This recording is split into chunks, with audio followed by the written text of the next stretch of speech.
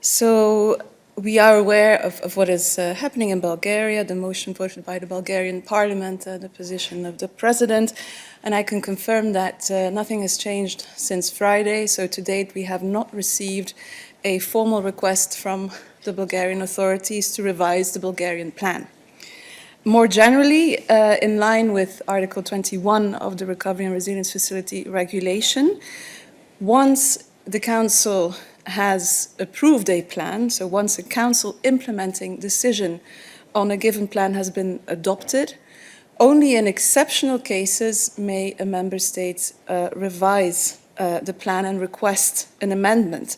And then the Member State would have to demonstrate that it can no longer implement part of its plan or the entire plan due to objective circumstances.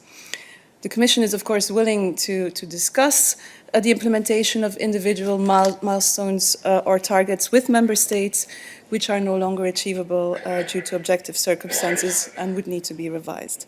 And this would require a rigorous case-by-case assessment by the Commission together with the relevant Member State. And in particular, and I want to underline this as well, is that a revised plan, of course, would still need to comply with all the assessment criteria under the Recovery and Resilience Facility regulation. And these include, for example, compliance with the 37% expenditure on climate, and also the need for the plan to address a significant set of country-specific recommendations addressed to a member state. And in the particular case of Bulgaria, this includes the recommendation of a progressive decarbonization of the Bulgarian economy. Let me just say that in terms of the current plan, the fact that it's only been approved in May of this year, the focus should be on the implementation of the plan. And the current plan contains large and significant investments and transformative sectorial reforms in the energy sector, which are fully compatible with the REPowerEU goals, which, as you know, are aimed to phase out the EU's dependence on Russian fossil fuels.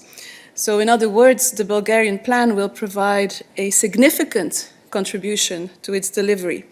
For example, the plan includes a reform to cut greenhouse gas emissions of the power sector by 40% by 2025. And these reforms go hand in hand with important investments in renewables and energy storage.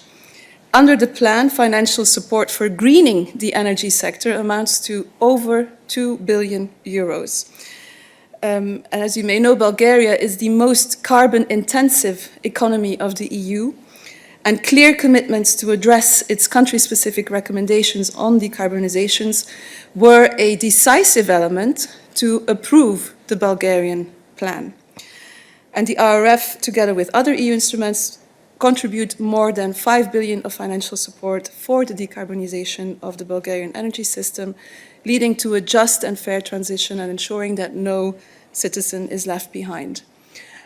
As to your last question, once a member state has requested or has submitted a request to revise its plan, will that then impact the pending payment requests or the overall amount which a member state is committed to? During the period of this assessment, no, of course not. So there is a whole process foreseen for the approval of a revision of a plan, which is basically a mirror process of the submission of a new plan. I hope that clarifies your questions. Thank you very much indeed, Vale.